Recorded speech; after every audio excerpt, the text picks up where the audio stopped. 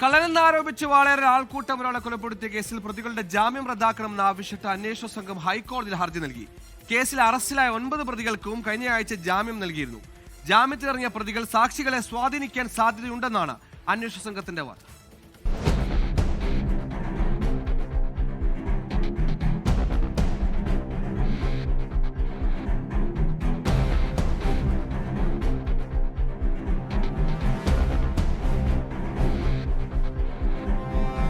ആൾക്കൂട്ട കൊലക്കേസിൽ അറസ്റ്റിലായ മുഴുവൻ പ്രതികൾക്കും കർശന ഉപാധികളോടെ കഴിഞ്ഞയാഴ്ചയാണ് മണ്ണാർക്കാട് സ്പെഷ്യൽ കോടതി ജാമ്യം അനുവദിച്ചത്.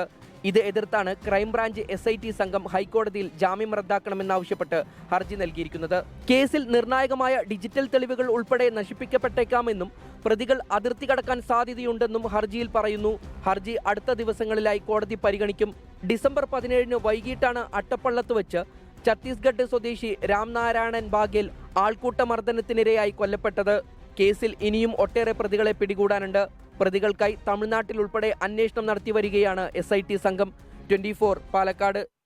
ലോകത്തെവിടെയായാലും ഏത് സമയത്തും 24 വാർത്തകളും ഓഗ്മെന്റഡ് റിയാലിറ്റി പാക്കേജുകളും എക്സ്പ്ലെയിനറുകളും വിശദമായി കാണാൻ ഞങ്ങളുടെ YouTube ചാനൽ നിങ്ങൾക്ക് സബ്സ്ക്രൈബ് ചെയ്യാം.